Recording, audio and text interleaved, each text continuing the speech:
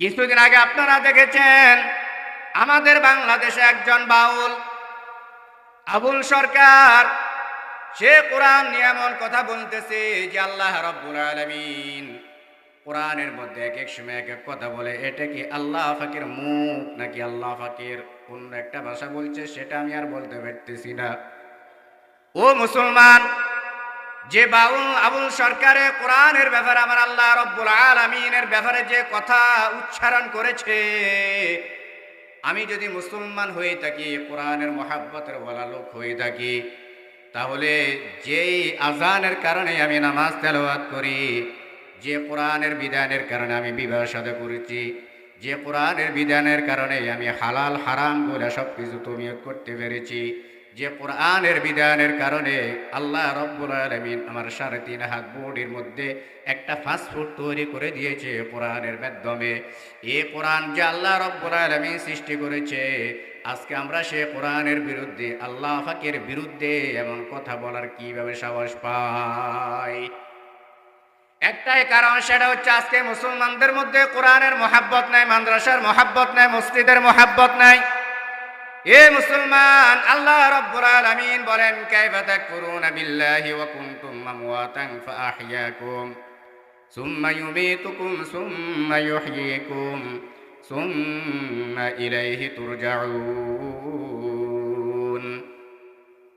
আল্লাহ পাক রব্বুল আলামিনের দরবারে লাখ কোটি শুকর ও সুজুদ আদায় করি যে আল্লাহ পাক রব্বুল আলামিন আমাকে আপনাকে মায়া করে মহব্বত করে সুস্থতা রাখিয়া আজকে মহান একটা বার্ষিক ওয়াজ মাহফিলের ময়দানে আসার জন্য, বসার জন্য আল্লাহ পাক রব্বুল আলামিন তৌফিক দান করেছেন।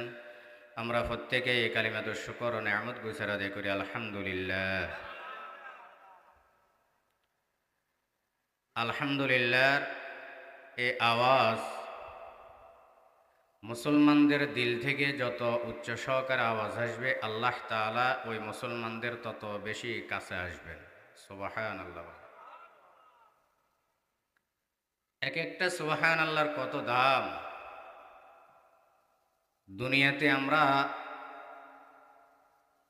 দুনিয়া কামাইতেছি, কত কষ্ট করি, কিন্তু আখিরাত কামানোটা অনেক সহজ, কিন্তু আমরা কামাইতে পারি না। কথা ঠিক নেই? আমি অনেক দূর থেকে আসছি, সেই ফজর নামাজ পড়ে ফজর আগে ঘর থেকে বের হয়েছে। বাড়ির দরজায় মসজিদ আছে, মসজিদে ফজর নামাজ পড়ে ওখান থেকে বিদায় নিয়ে এদিকে আসছে। আমি তো টেনশনে পড়ে গেছিলাম যে আসলে সময় মতন এখানে আসতে পারব কি না, এদিকে তো কখনো আসা হয় নাই আমার। তারপর আল্লাহ পাক রব্বুল আলামিন আপনাদের দোয়ার বরকতে আল্লাহ পাক রাস্তা সহজ করে দিয়েছেন। তারপরে আসতে পেরেছি, নিজেকে আপনাদের সামনে ধন্য মনে করতেছি আলহামদুলিল্লাহ। আল্লাহ পাক রব্বুল আলামিন কখন কার রিজিক কোথায় রাখে, কখন কার হালত অবস্থা কোথায় রাখে, একমাত্র এর মালিকের অবস্থা জানেন কে? এতে কোনো সন্দেহ আসেনি? বলেন না, কে জানেন? আল্লাহ। আল্লাহ শব্দ জবান দিয়ে যত উচ্চ সহকারে মানুষ দিল থেকে বলতে পারবে, আল্লাহ রব্বুল আলামিন বান্দাকে তত বেশি রহমতের দরজা খুলে দিবেন। সুবহানাল্লাহ। পবিত্র মহাগ্রন্থ কোরআনে কারিমের থেকে একটি আয়াতে কারিমা তেলাওয়াত পাঠ করেছে। রাসূল করিম সাল্লাল্লাহু আলাইহি সাল্লাতু ওয়াসসালামের অসংখ্য অগণিত হাদিস থেকে ছোট্ট একখানা হাদিস পাঠ করেছে। আয়াতের মর্ম, হাদিসের মর্ম অল্প সময়ের মধ্যে কিছু কথা বলার জন্য, বুঝার জন্য, আমলের নিয়তে বসার জন্য আল্লাহ পাক রব্বুল আলামিন সকলকে কবুল করুক, সকল বলি আমিন। মাইকবে এখানে আসেনি, আওয়াজটা একটু বাড়া দিলে ভালো হইতো।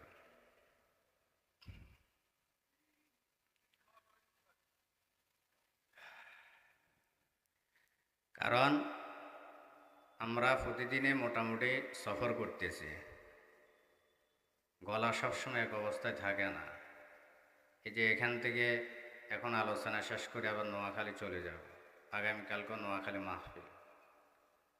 গতকালকেও রাত্রে আমি ঘুমাইছি 1টা বাজে, ওখান থেকে উঠে এদিকে আসছি।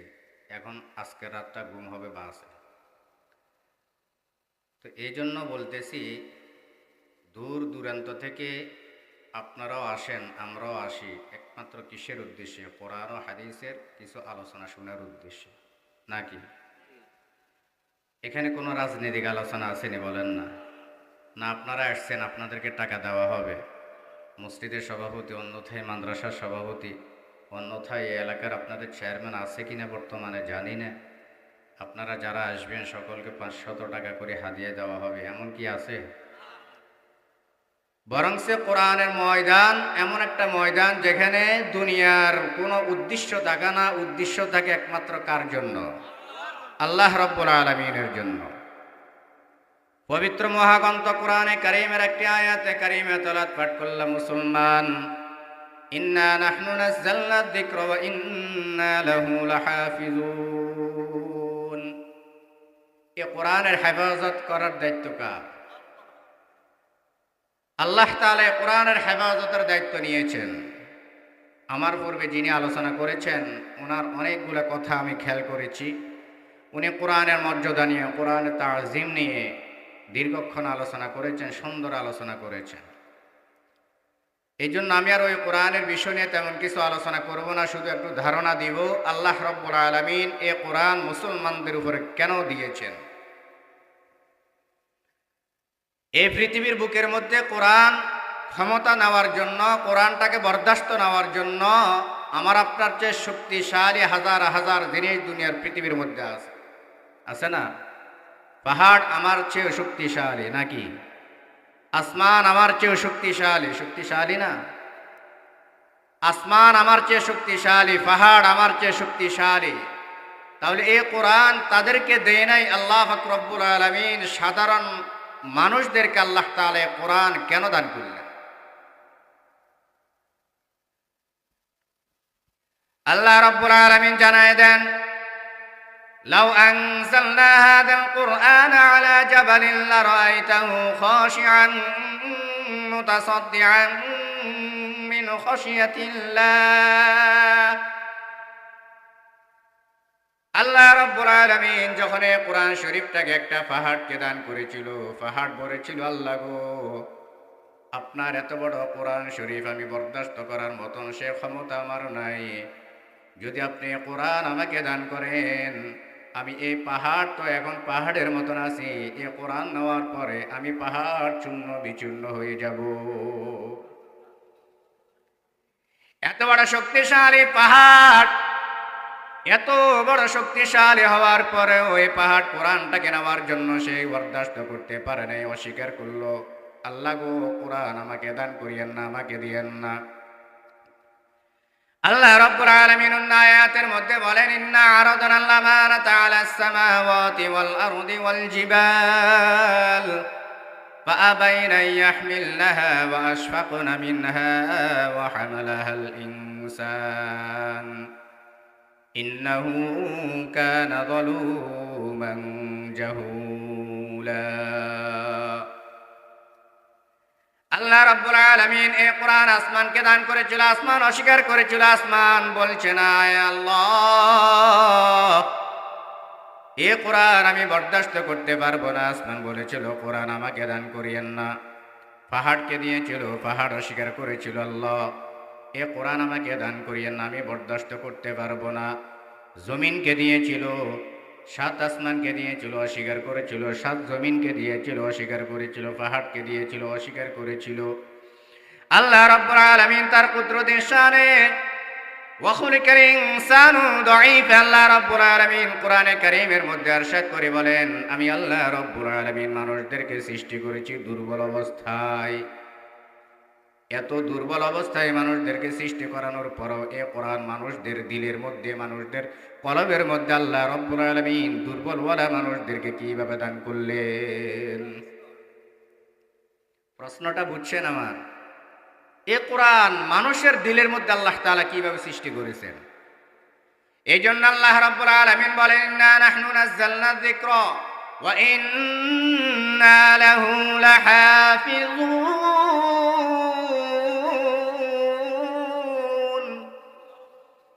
আল্লাহ রাব্বুল আলামিন বলেন, এ কোরআন আমি নাজিল করেছি, এ কোরআন আমি সৃষ্টি করেছি, এ কোরআনের হেফাজতের দায়িত্ব একমাত্র আমি আল্লাহর। আল্লাহ রাব্বুল আলামিন বলেন, আমি মানুষদেরকে যখন তার দিলের ভিতরে কোরআন সৃষ্টি করলাম, মুসলমান ইমানদার একটা উদাহরণ দিলে বুঝবেন। একটা ঘরের মধ্যে যদি একজন পিতার দুইজন তিনজন সন্তান থাকে, মুসলমান কথাগুলো একটু খেয়াল করুন। তার পিতা যদি চট্টগ্রাম থাকে, অন্যথায় ঢাকা বসবাস করে, ঢাকা থাকে, ঢাকা থেকে যখন ঈদের সময় বাড়িতে ফিরানোর সময় ওই পিতার হাতের মধ্যে একটা ভাণ্ড থাকে অথবা একটা ব্যাগ থাকে, বড় ব্যাগ থাকে। তার ঘরের মধ্যে যদি ছোট্ট একটা সন্তান থাকে, 3 বছর হোক, 4 বছর হোক, 5 বছর হোক, 5 বছরের একটা সন্তান আছে, বাবা যদি ওই ব্যাগটাকে তার বড় ছেলেকে বলে, হে বড় ছেলে তুমি এই ব্যাগটা বাড়িতে নিয়ে যাও, বড় ছেলে বলে, বাবা আমি নিতে পারবো না, আমার কাজ আছে, আমার বন্ধুর সাথে আমার দেখা করতে হবে। কিন্তু বাবা বড় ছেলেকে দেওয়ার পরেও ওই ব্যাগটা বড় ছেলে নেয় না। মেজ ছেলেকে বলে, এ মেজ ছেলে ব্যাগটা বাড়িতে নিয়ে যাও। মেজ ছেলে বলে, না বাবা আমি নিতে পারবো না, কারণ আমার কাজ আছে, আমি ক্যারাম বোর্ড খেলবো, আমার এখন আপনার ব্যাগটা বাড়িতে নেওয়ার শেষ সময় নাই। মুসলমান ইমানদার কথাগুলো খেয়াল করেন। বাড়িতে যে 5 বছরের বাচ্চাটা ঘরের মধ্যে আছে, বাসা থেকে যখন বাবাকে দেখেছে, পিতাকে দেখেছে, বাবা হাতের মধ্যে একটা ফলটা নিয়ে বাড়ির দিকে রওনা হচ্ছে, ওই সন্তানটা দেখবেন বাবার কোলের দিকে আসার জন্য বেকুল হয়ে থাকে। ঘর থেকে বলে, আব্বু আসছে, আব্বু আসছে, আব্বু আসছে, বলে কিনা বলেন না। ওই সন্তান বাবার কাছে আসার পরে বলে, বাবা কি এনেছো আমার জন্য, কি এনেছো? এই ফলটাটা, এই ব্যাগটা আমার মাথার উপর উঠাইয়া দাও। মুসলমান ইমানদার আপনাদেরকে প্রশ্ন করে, 5 বছরের বাচ্চা এত বড় ব্যাগটা তার মাথার উপরে বরদাস্ত করার মতন সে ক্ষমতা তার ভিতরে আসেনি? কথা বলেন না, আসেনি? নাই। আগে যে বড় ছেলেকে বলেছিল, বড় ছেলের মধ্যে ক্ষমতা ছিল নি। বড় ছেলের মধ্যে ক্ষমতা থাকার পরও বড় ছেলে অস্বীকার করেছে, মেজ ছেলের মধ্যে ক্ষমতা থাকার পরও মেজ ছেলে অস্বীকার করেছে। ছোট ছেলের মধ্যে ক্ষমতা নাই, তারপরও ছোট ছেলে বাবার মায়া মমতা পড়িয়া ওই ব্যাগটাকে তার মাথার মধ্যে নেওয়ার জন্য ব্যস্ত হয়ে গেছে। ঠিক নি বলেন না? ঠিক আল্লাহ রাব্বুল আলামিন বলেন, আসমান এত বড় শক্তিশালী হওয়ার পরও কোরআনটা বরদাস্ত করে পারে নাই, অস্বীকার করেছে। জমিন এত বড় শক্তিশালী হওয়ার পরও কোরআনটা বরদাস্ত করতে পারে নাই, অস্বীকার করেছিল। পাহাড় এত বড় শক্তিশালী হওয়ার পরেও পাহাড়ও অস্বীকার করেছিল, কোরআনটা নিবে না। শক্তিশালী হওয়ার পরেও পাহাড় অস্বীকার করেছিল, আমি এই কোরআনটাকে বরদাস্ত করতে পারবো না। মুসলমান ইমানদার আমার, আল্লাহ রাব্বুল আলামিন সাধারণ আমাকে আপনাকে সৃষ্টি করার পর ক্ষুদ্র দিল দিয়া, ক্ষুদ্র দুর্বল শক্তি দিয়ে আমাকে আপনাকে সৃষ্টি করেছে। আসমানের নিচে আমরা কিছু না, জমিনের উপর আমরা কিছু না, পাহাড়ের নিচে আমরা কিছু না। এত বড় শক্তিশালী হওয়ার পরও তারা বরদাস্ত করতে পারে নাই। আমার আপনার মতন ছোট্ট মানুষ, ছোট্ট দুর্বলওয়ালা মানুষদেরকে আল্লাহ তাআলা কোরআন কিভাবে নাজিল করে তার দিলের বুকের মধ্যে ধারণ করার ক্ষমতা দিয়েছেন। মুসলমান ইমানদার, বাবা যখন ওই সন্তানটা যখন শুনে না, শিশু সন্তান যখন শুনে না, বারবার বলে, বাবা ব্যাগটা আমার মাথার উপরে দাও, আমার মাথার উপরে দাও। বাবাও জানে আমার সন্তানের মাথার উপরে যদি আমি এই ব্যাগটা দিই, আমার এই সন্তান ব্যাগের ওজন বরদাস্ত করতে পারবে না। ঠিক কি বলেন না? তারপরও বাবা কি করে? সন্তান কান্নাকাটি করে, না বাবা আমার মাথার উপরে দাও, না বাবা আমার মাথার উপরে দাও। শেষ পর্যন্ত বাবা যখন বুঝ দিতে পারে না, শেষ পর্যন্ত বাবা তার এই ফলটাটা, এই ব্যাগটা তার মাথার উপরে, সন্তানের মাথার উপরে ধরে রাখি, বলে, বাবা হ্যাঁ চলো, তোমার মাথার উপরে দিয়েছি, তুমি চলো। সন্তান দেখবেন তখন আনন্দ সহকারে ব্যাগটাকে এভাবে ধরিয়া মায়ের কাছে যায়, বলে, আম্মু আম্মু, আব্বু আসছে, ব্যাগের মধ্যে আমার জন্য কত খেলনা, কত কিছু এনেছে। আমার প্রশ্ন হলো, ও মুরব্বিয়ানি কেরাম, এই বাবা যখন সন্তানের মাথার উপরে ব্যাগটা ধরে রাখছে, আসলে কি বাবা ধরে রাখছে নাকি সন্তানে এটা বহন করতেছে? বাবা ধরে রাখছে। কে ধরে রাখছে? বাবা ধরে রাখছে সন্তানকে বোঝানোর জন্য। ঠিক আমার আল্লাহ রাব্বুল আলামিন বলেন, আমি এই কোরআন পাহাড়কে দিয়েছি, পাহাড়ও নিতে পারে নাই। আসমানকে দিয়েছি, আসমানও নিতে পারে নাই। জমিনকে দিয়েছি, জমিনও নিতে পারে নাই। আমি আমার কুদরতি হাতে আমার কিছু বান্দাদের কলবের ভিতরে আমার কুদরতি হাতে আমি এইভাবে কোরআনটা ধরে রেখে দিয়েছি। সুবহানাল্লাহ। এই জন্য মুসলমান ইমানদার, কোরআন এত বড় তাজিম। যে ঘরের মধ্যে কোরআনের পড়া আছে, যে ঘরের মধ্যে কোরআনের সূচনা আছে, যে ঘরের মধ্যে কোরআনের তেলাওয়াত আছে, খোদার কসম খেয়ে বলি ওই ঘরের সংসারের মধ্যে কখনো ভেজাল থাকে না, অশান্তি থাকে না।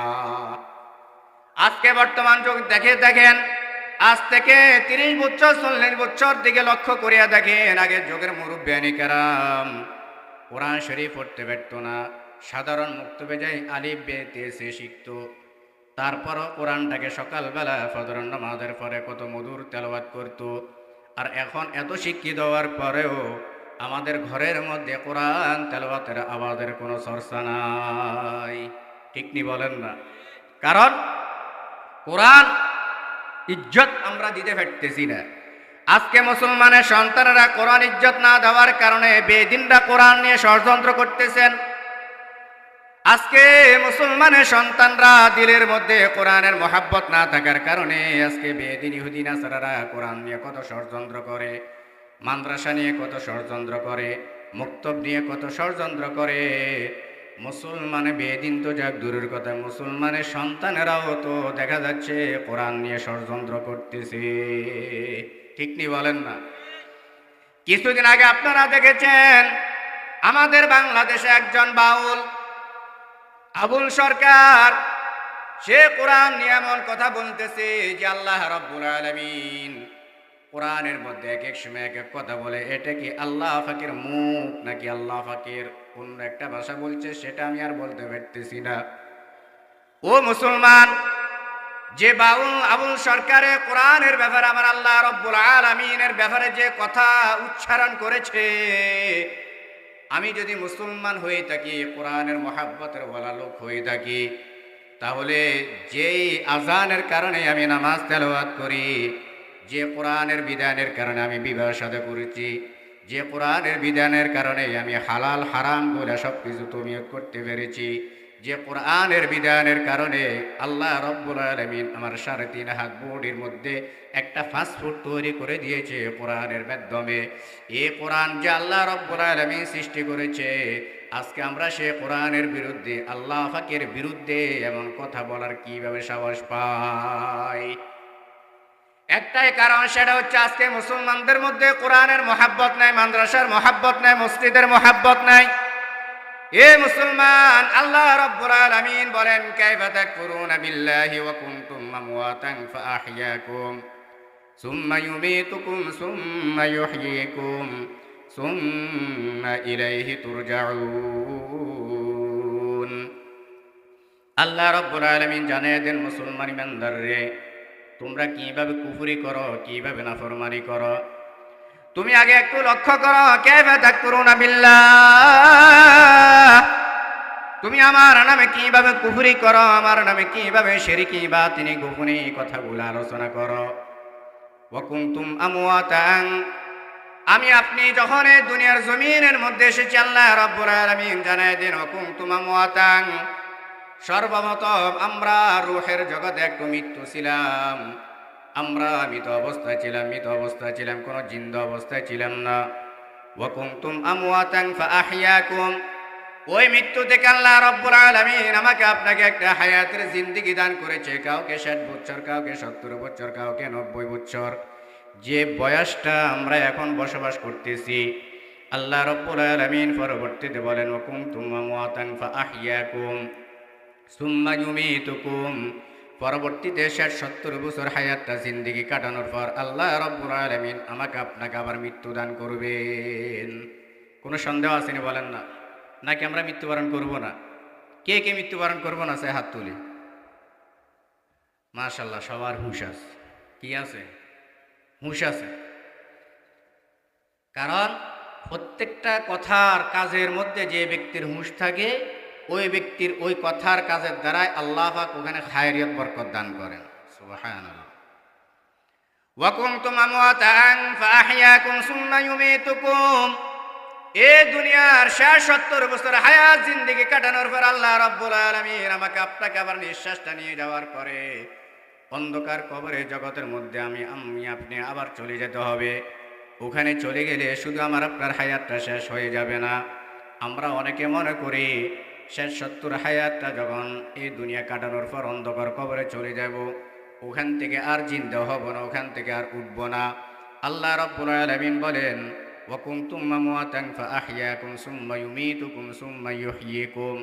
এরে বান্দা, ওই অন্ধকার কবরে জগতে যাওয়ার পরে আমি আল্লাহ রাব্বুল আলামিন তোমার 70 বছর হায়াতের জিন্দেগির হিসাব নেওয়ার জন্য ওই হাসরের ময়দানে তোমাকে আমি আবার দাঁড় করাবো। সুবহানাল্লাহ।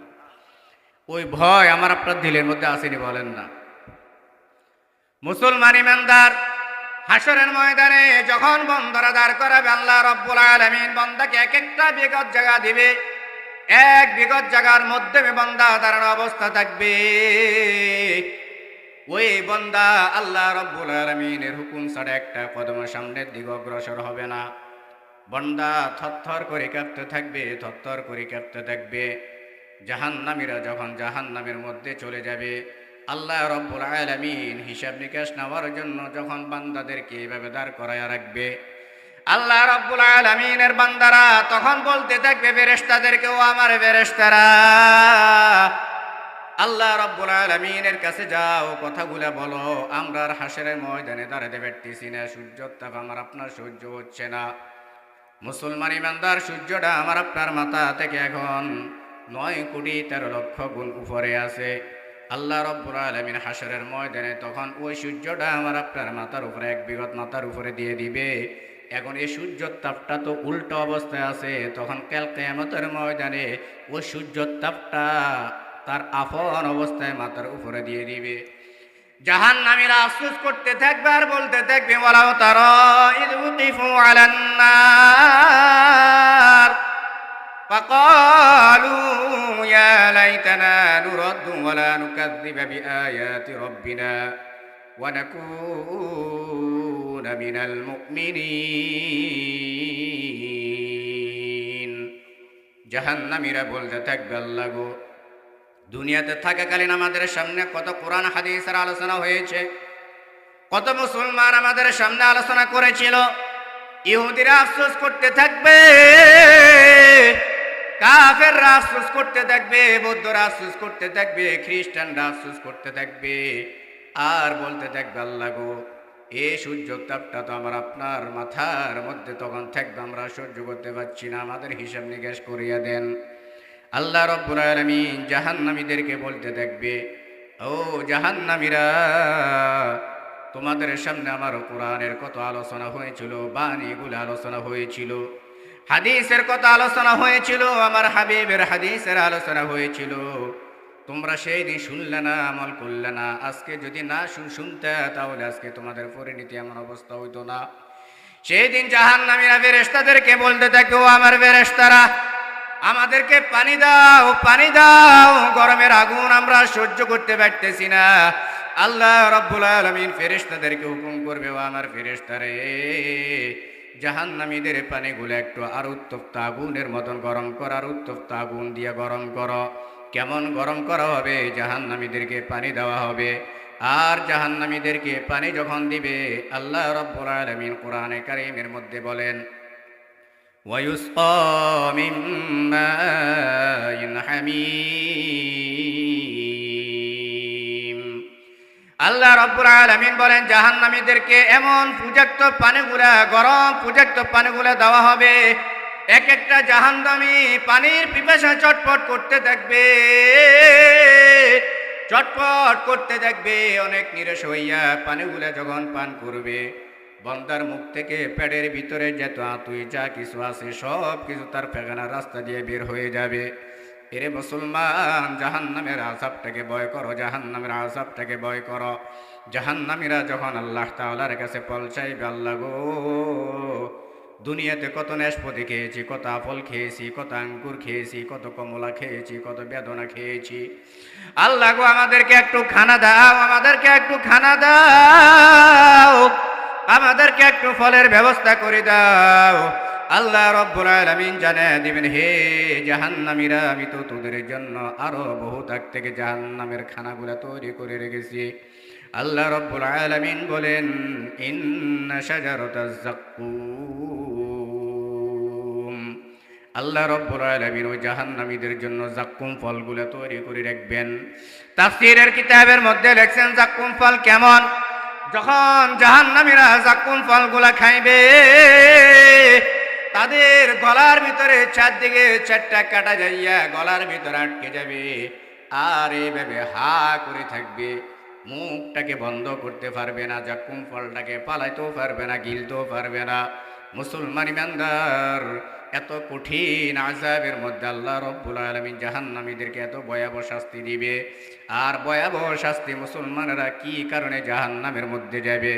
আল্লাহ রব্বুল আলামিন বলেন, আনিল মুজরিমিনা মা সালাকাকুম ফি সাকার, জান্নাতীরা যখন জাহান্নামীদেরকে বলতে থাকবে, এ জাহান্নামীরা, আজকে তোমরা জাহান্নামে কেন আসছো? আমরা তো তোমাদের মতন দুনিয়াতে মানুষ চলাফেরা করেছি, আমরা তো তোমাদের মতন ছিলাম। তোমরা যেরকম খাওয়া দাওয়া করেছো আমরা তো খাওয়া দাওয়া করেছি, তোমরা যেরকম বাজারে গিয়েছো আমরা তো বাজারে গিয়েছি, তোমরা যেরকম সমাজে চলেছো আমরা তো সমাজে চলেছি। আজকে তোমরা জাহান্নামের মধ্যে কেন গিয়েছ? তোমাদেরকে জাহান্নামের মধ্যে কোন জিনিসে নিক্ষেপ করেছে? তখন জাহান্নামীরা বলতে থাকবে, আল্লাহ রাব্বুল আলামিন বলবেন, আনিল মুজরিমিন মা সালাকাকুম ফি সাকার, তোমাকে কোন জিনিসে জাহান্নামের মধ্যে নিক্ষেপ করেছে? তখন জাহান্নামীরা অটোমেটিক বলতে থাকবে, তাদের জবান থেকে আল্লাহ রাব্বুল আলামিন কথাগুলো জারি করে দিবে, ক্বালু লাম নাকু মিনাল মুসাল্লিন। জাহান্নামীরা বলতে থাকবে, ও জান্নাতের লোকেরা, আজকে আমরা জাহান্নামের মধ্যে এজন্য এসেছি, আমরা দুনিয়াতে থাকাকালীন নামাজ পড়তাম না, দুনিয়াতে থাকাকালীন নামাজগুলো আমরা আদায় করতাম না, আজকে আমরা নামাজ না পড়ার কারণে আমরা জাহান্নামের মধ্যে এসেছি। জাহান্নামীরা শুধু এটা বলে ক্ষান্ত হবে না, আনিল মুজরিমিনা মা সালাকাকুম ফি সাকার, জাহান্নামীরা বলতে থাকবে, ক্বালু লাম নাকু মিনাল মুসাল্লিন, আমি জাহান্নামের মধ্যে আসছি, আমি সেই দিন দুনিয়াতে থাকাকালীন নামাজগুলো সঠিকভাবে আদায় করতাম না। মুসলমান ইমানদার রে, নামাজের যে মজা পেয়েছে, বর্তমান শীতের মৌসুম, ফজরের নামাজ পড়তে কষ্ট হয়, আসরের নামাজ পড়তে কষ্ট হয়, এশারের নামাজ পড়তে কষ্ট হয়। আল্লাহ রাব্বুল আলামিন জানায় দেন, মুসলমান রে, তুমি এক ওয়াক্ত নামাজ পড়বা, পরের ওয়াক্তের নামাজের জন্য যদি তুমি অপেক্ষা করো, এই ওয়াক্ত থেকে পরের ওয়াক্ত পর্যন্ত তোমার হাতের দ্বারায়, জবানের দ্বারা যদি কোনো সগীরা গুনাহ হয়, আমি আল্লাহ রাব্বুল আলামিন তোমার ওই নামাজের মাধ্যমে তোমার সমস্ত গুনাহ খাতাগুলো মাফ করিয়া দিই। সুবহানাল্লাহ। এই জন্য আল্লাহ রাব্বুল আলামিন বলেন, জাহান্নামীরা যখন বলতে থাকে, ক্বালু লাম নাকু মিনাল মুসাল্লিন, আমরা এই কারণে আজকে জাহান্নামের মধ্যে জ্বলতেছি, আমরা নামাজ পড়তাম না, আর কিসের কারণে তোমরা জাহান্নামের মধ্যে নিক্ষেপ হতেছ?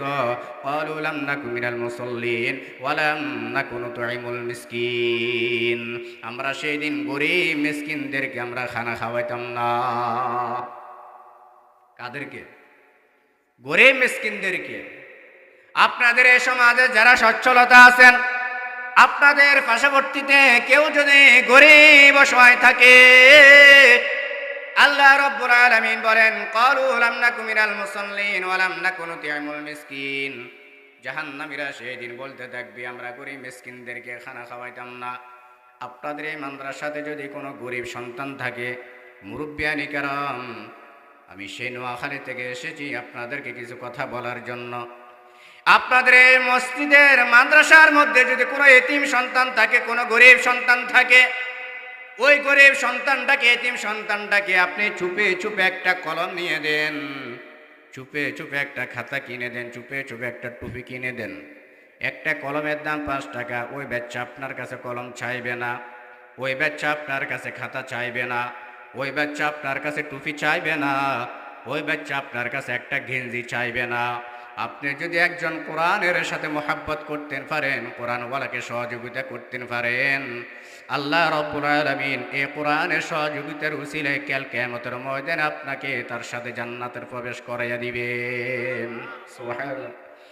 এই জন্য মুসলমান ইমানদার, ক্বালু লাম নাকু মিনাল মুসাল্লিন ওয়া লাম নাকু নুতঈমুল মিসকিন।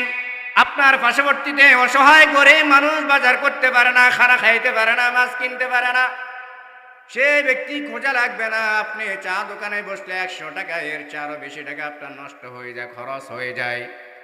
1 কেজি আলু বর্তমানে আমাদের ওইদিকে 20 টাকা, আপনাদের এদিকে কত আমি জানি না। 1 কেজি আলু একজন গরিব মিসকিনের বাসা আপনি নিজে হাতে দান করে দেন। আল্লাহর কসম খেয়ে বলি, ওই ফ্যামিলি যে খুশি হবে না, আমার মাওলা এর চেয়ে আরো কঠিন খুশি হয়ে যাবে। কারণ নেকি আমরা অর্জন করতে পারি না। দুনিয়াতে নেকি কামানো সহজ, দুনিয়াতে নেকি কামান কি সহজ, কিন্তু দুনিয়াতে দুনিয়া কামানো কঠিন। বলে হুজুর দুনিয়া কামানো কঠিন কিভাবে বুঝলাম? সকালবেলা একটা শ্রমিক 9টা বাজে বের হয়ে যায়, 4টা পর্যন্ত কাজ করে, অন্যথায় 2টা পর্যন্ত কাজ করে, তার পায়ের রেখা মাথা পর্যন্ত পড়ে, আরো মালিকের কত বকা শুনে, মালিকের কথা শুনে, তারপরও অনেক পরিশ্রমের বিনিময়ে এই টাকাগুলো অর্জন করে। আল্লাহ রাব্বুল আলামিন জানায় দেন, মুসলমান রে, তুমি জমিনে হাঁটতেছ, সুবহানাল্লাহ একবার ফুটবা, আমি আল্লাহ তোমার জন্য জান্নাতের একটা গাছের ফলের ব্যবস্থা করে দিব। একবার সুবহানাল্লাহ ফাট করবে, আমি আল্লাহ তোমার জন্য জান্নাতের একটা সুব্যবস্থা করিয়া দিব। একবার আলহামদুলিল্লাহ পাঠ করবা, বান্দা তোমার শুকর আদায় করার বিনিময়ে আমি আল্লাহ রাব্বুল আলামিন তোমার রিজিকের মধ্যে যত অভাব আছে সব অভাবগুলো আমি আল্লাহ তাআলা এই রিজিকের মাধ্যমে, এই আলহামদুলিল্লাহ তোমার রিজিকের সুব্যবস্থা করিয়া দিব।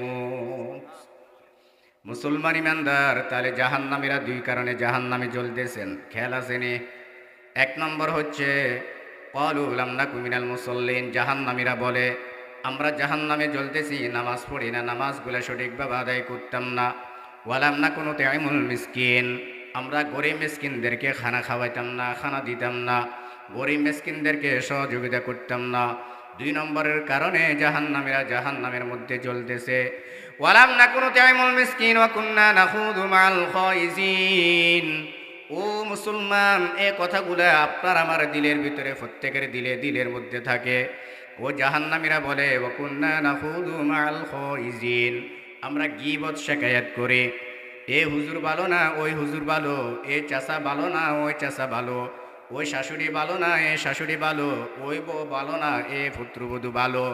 আমরা একে অপরের সমালোচনা করে ও জাহান্নামীরা বলতে থাকবে, দুনিয়াতে যখন আমি চলেছিলাম, চা দোকানে যখন বসছিলাম, আমি সমালোচনা করতাম, প্রত্যেকটা মানুষের সমালোচনা করতাম, এক একটা মানুষের সাথে এক একটা মানুষের প্যাঁচ লাগাইয়া দিতাম, এক একটা মানুষের সাথে এক একটা মানুষের ঝগড়া কীভাবে লাগে সে প্রক্রিয়া তৈরি করে দিতাম। আমি সবসময় নাফাকি দিল নিয়ে চলতাম, নাফাকি কথাগুলো মানুষের দিলের মধ্যে আঘাত করাইয়া দিতাম। এই কারণে আমি জাহান্নামের মধ্যে চলতেছি। 4 নম্বর, জাহান্নামীরা বলবে, ওয়া কুন্না নাখুযু মাআল খাইজিন ওয়া কুন্না নুকাযযিবু বিয়াউমিদ্দিন। 4 নম্বর, জাহান্নামীরা বলতে থাকবে, ওগো আল্লাহ, দুনিয়াতে তুমি তো আমাদেরকে হায়াত দান করেছো, আমরা হায়াত পেয়েছি, আমরা আপনার হায়াত পাইয়া খাওয়া দাওয়া করেছি, কিন্তু হাসরের ময়দান যে একটা কায়েম হবে, ফুলসিরাত যে একটা কায়েম হবে, মিজানের ময়দান যে একটা কায়েম হবে, হাসরের ময়দানে যে আল্লাহ আপনার কাছে হিসাব নিকাশ দিতে হবে, ওই দিনটাকে আমরা অস্বীকার করেছিলাম, আমরা ধারণা করেছিলাম, আমরা বলেছিলাম হাসর বলতে কিছুই হবে না, ময়দান বলতে কিছুই হবে না, মিজান বলতে কিছুই হবে না, ফুলসিরাত বলতে কিছুই হবে না, আপনার কিয়ামতের দিনটাকে আমরা অস্বীকার করেছিলাম। এই জন্য আল্লাহ রাব্বুল আলামিন এই 4টা কারণে আজকে আমাদেরকে জাহান্নামের মধ্যে নিক্ষেপ করতেছেন। ও মুসলমান ইমানদার, জাহান্নামের আগুন এত বড় কঠিন, জাহান্নামীরা যখন জাহান্নামের মধ্যে জ্বলতে থাকবে, আর যখন কিছু জাহান্নামীরা যখন আমল করেছে, বদ আমলের কারণে তারা কিছুক্ষণের জন্য জাহান্নামের মধ্যে আছেন, আল্লাহ পাকের কাছে পানি চাইবে, আল্লাহ গো আমাদেরকে একটা পানি দাও। একজন ফেরেশতা ওই জাহান্নামীর কাছে পানি নিয়ে আসবে, এগুলা পানি দেখিয়েও জাহান্নামী ব্যক্তিটা কত খুশি হয়ে যাবে। কেউ বলবে এটা কি আবে হায়াতের পানি, নাকি এটা জমজমের পানি, নাকি এটা হাউজে কাউসারের পানি। ওই পানিগুলা যখন জাহান্নামের মধ্যে নিক্ষেপ করা হবে, পানি পানিগুলা নিক্ষেপ করার সাথে সাথে জাহান্নামটাও জাহান্নামী ব্যক্তির থেকে 70,000 গজ দূরে সরে যাবে। সুবহানাল্লাহ বলেন। ফেরেশতারা আফসোস করতে থাকবে আর বলতে থাকবে, জাহান্নামীরা বলতে থাকবে, ওগো আল্লাহ, এই পানিগুলা কিসের পানি দান করলেন? এটা কি আবে হায়াতের পানি, নাকি এটা জমজমের পানি, নাকি এটা হাউজে কাউসারের পানি? আল্লাহ রাব্বুল আলামিন বলবেন, না না না বন্ধু, এটা জমজমের পানিও না, এটা আবে হায়াতের পানিও না, এটা হাউজে কাউসারের পানিও না। বন্দারে, তুই শীতের বেলা যখন রাত্রির বেলা গভীর রজনীর রাত্রি ভোরবেলা 3টা বাজে উঠিয়া দুনিয়ার পৃথিবীর সকল মানুষগুলা ঘুমাইতে আসে, বন্দা তুই আমার ভয়ে যখন ভোর রাত্রে উঠছ, বন্দা শীতের মধ্যে তুই ওযু করেছ, দুনিয়ার কাউকে ভয় করস নাই, আমাকে ভয় করেছ, তাহাজ্জুদ নামাজ পড়েছ, তাহাজ্জুদ নামাজ পড়ার পরে বন্দা তুই দুটো হাত আমার দরবারে উঠাইয়া দেওয়া করেছ। ওই অবস্থা দুনিয়ার সকল মানুষগুলা ঘুমায়, কেউ লাভ দিয়া ঘুমায়, কেউ কম্বল পেঁচাইয়া ঘুমায়। তুই আরামের ঘুমটাকে হারাম করিয়া, আরামের শান্তির ঘুমটাকে হারাম করিয়া, স্ত্রীকে একদিকে রাখিয়া, সন্তানগুলাকে একদিকে রাখিয়া, তোর আওলাদ বংশধরকে একদিকে রাখিয়া গভীর রজনী রাত্রিতে যখন বন্দা তুই আমার ভয়ে কান্নাকাটি করছ, ওই চোখের পানিগুলা আমি আল্লাহ রাব্বুল আলামিন আমার ফেরেশতার মাধ্যমে কুদরতি হাতে আমি এগুলা জমা করে রেখে দিয়েছি। আজকে আমি আল্লাহ তোকে জাহান্নাম থেকে রেহাই দান করলাম। ওই তোর চোখের পানির মাধ্যমে আমি আল্লাহ তাআলা আজকে তোর জাহান্নামের আগুনটা নিভাইয়া দিলাম। সুবহানাল্লাহ। এই জন্য আল্লাহ রাব্বুল আলামিন বলেন, ফালিয়াদহাকু কলিলান ওয়ালিয়াবকু কাসীরা জাযাআন বিমা কানু ইয়াকসিবুন। এ মুসলমান ইমানদার, দুনিয়াতে আল্লাহ রাব্বুল আলামিন বলেছেন তোমরা বেশি বেশি কাঁদো, কম কম হাসো। আর দুনিয়ার পরিস্থিতিতে আমরা এমন উল্লাস হয়ে গেছি রে মুসলমান, আজকে আমাদের আপনার মুখের মধ্যে হাসা বেশি, কান্না নাই। কত বাস্তব নি বলেন না? আমাদের মুখে কান্না আসেনি আজকে, আমাদের চোখের মধ্যে কান্না নাই, আমাদের মুখের মধ্যে হাসি। আমরা রাজনীতিক নিয়ে হাসাহাসি করে, আমরা ছেলে মেয়ে আনন্দের মাধ্যমে হাসাহাসি করি, আমরা রাস্তাঘাটে হাসাহাসি করি, আমরা চা দোকানে বসলে হাসাহাসি করি। এরে মুসলমান ইমানদার, আল্লাহ রাব্বুল আলামিন জানায় দেন, ফালিয়াদহাকু কলিলান ওয়ালিয়াবকু কাসীরা জাযাআন বিমা কানু ইয়াকসিবুন। আল্লাহ রাব্বুল আলামিন জানায় দেন, মুসলমান রে, দুনিয়াতে বেশি বেশি করে কাঁদো আর কম কম হাসো। তুমি যখন কান্নাকাটি করবে, তোমার চোখের পানিগুলার দ্বারায় আমি আল্লাহ রাব্বুল আলামিন তোমার জাহান্নামের আগুনটাকে আমি নিভাইয়া দিব। সুবহান। তাহলে চোখের পানির দাম আছে না নাই বলেন? আসেনি? আজ থেকে আল্লাহ পাকের কাছে কান্নাকাটি করবো তো ইনশাআল্লাহ। আমার রিজিকের দরকার কার কাছে চাইবো? আল্লাহ রাব্বুল আলামিনের কাছে চাইবো। আমার রিজিকের দরকার আল্লাহ তাআলার কাছে চাইবো। আমার হায়াতের দরকার আল্লাহ তাআলার কাছে চাইবো। আমার সুস্থতা দরকার আল্লাহ তাআলার কাছে চাইবো। আমার সুস্থতা নেয়ামত দরকার আল্লাহ তাআলার কাছে চাইবো। এজন্য আল্লাহ রাব্বুল আলামিন জানায় দেন, মুসলমান রে, শরণ আসেনি কাইফা তাকফুরুনা বিল্লাহ, আল্লাহ পাকের সাথে কুফরি করিও না, নাফরমানি করিও না। আল্লাহ তাআলা তোমাকে আমাকে সর্বপ্রথম মৃত্যু দান করেছে, তারপর একটা হায়াত দান করেছেন। এই হায়াতের মধ্যে আমরা চলতেছি, আমরা আবার মৃত্যুবরণ করতে হবে। মৃত্যুবরণ করার পর আমার আল্লাহ আমাকে আবার উঠাইবে। সে উঠানোর পর আবার হাসর হবে, পুলসিরাত হবে, মিজানের পাল্লা হিসাব দিতে হবে। এরে মুসলমান, যদি এই কবরের জগতের হাসরের ময়দানের কথাগুলোকে আমরা স্মরণ করি, তাহলে আল্লাহ রাব্বুল আলামিন যে একটা হায়াত এখন দান করেছে, এই হায়াতের মধ্যে আমার হাতের দ্বারা অন্য মুসলমান কষ্ট পাবে না, আমার জবানের দ্বারা অন্য মুসলমান কষ্ট পাবে না, আমার চলার দ্বারা অন্য মুসলমান কষ্ট পাবে না। আজকে অন্য মুসলমান তো যা দূরের কথা, আমার হাতের দ্বারা আমার আব্বা কষ্ট পায়, আমার জবানের দ্বারা আমার মা কষ্ট পায়, আমার হাতের দ্বারা আমার একজন ছাত্র ভাই কষ্ট পায়, মাদ্রাসার হুজুররা কষ্ট পায়, মাদ্রাসার ছাত্ররা কষ্ট পায়। খবরদার খবরদার, এমন কষ্ট হাতের দ্বারা জবানের দ্বারায় এমন কষ্ট আমরা কাউকে দিতে পারবো না। কারণ দুনিয়ার মানুষ একজনকে যদি একজন গালিগালাজ করে, সে দুনিয়াতে যদি মাফ নিতে পারে, তাহলে তো নিচে না নিলে এই গালির কারণে, একটা তোহমতের কারণে কাল কিয়ামতের ময়দানে সে জান্নাতে যেতে কষ্ট হয়ে যাবে।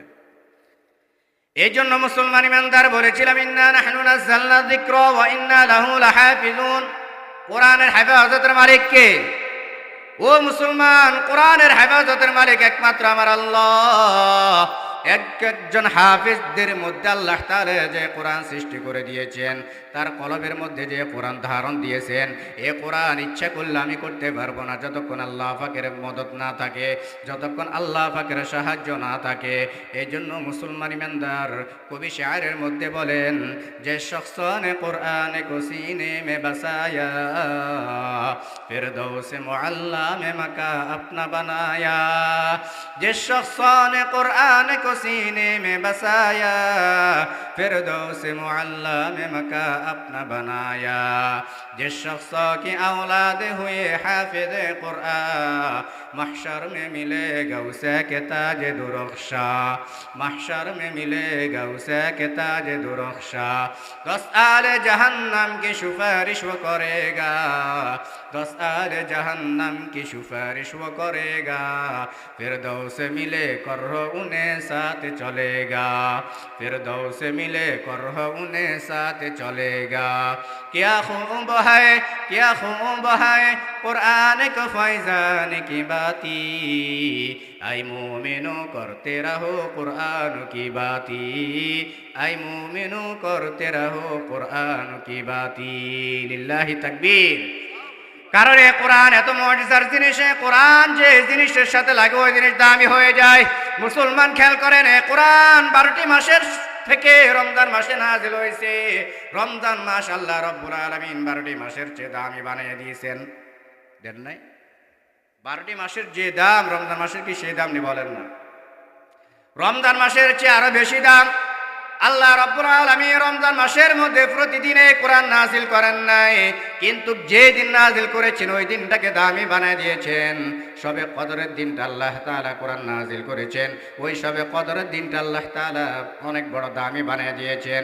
এই কোরআন অনেকগুলো নবী রাসূল গিয়েছে, কোন নবী রাসূলকে আল্লাহ তাআলা কোরআন দেন নাই।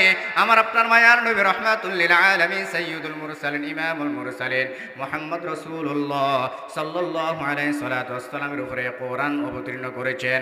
সমস্ত নবীদের চেয়েও সরদার আমার নবীকে আল্লাহ তাআলা দামি বানায় দিয়েছেন। দামি আছে না নাই বলেন? ও মুসলমান, আপনাদের ঘরের ভিতরে লক্ষ টাকার সোফা থাকে, আপনাদের ঘরের ভিতরে লক্ষ টাকার খাট থাকে, ওই খাটটা ওই সোফাটা এত দামি হয় না। একটা সাধারণ কাঠের রেহাল দিয়ে রেহাল তৈরি করে, ও রেহালটা বাজারে 25 টাকা বিক্রি করে। মুসলমান কথাগুলো খেয়াল করেন, ওই 25 টাকা রেহালের সাথে যখন কোরআন শরীফটা লাগে, ওই দুনিয়ার আমার ঘরের মধ্যে যে লক্ষ টাকার খাট আছে, যে লক্ষ টাকার সোফা আছে, ওই লক্ষ টাকার সোফাটা খাটটাও এত দামি হয় না। সাধারণ 25 টাকাওয়ালা রেহালের যে দাম হয়। সুবহানাল্লাহ।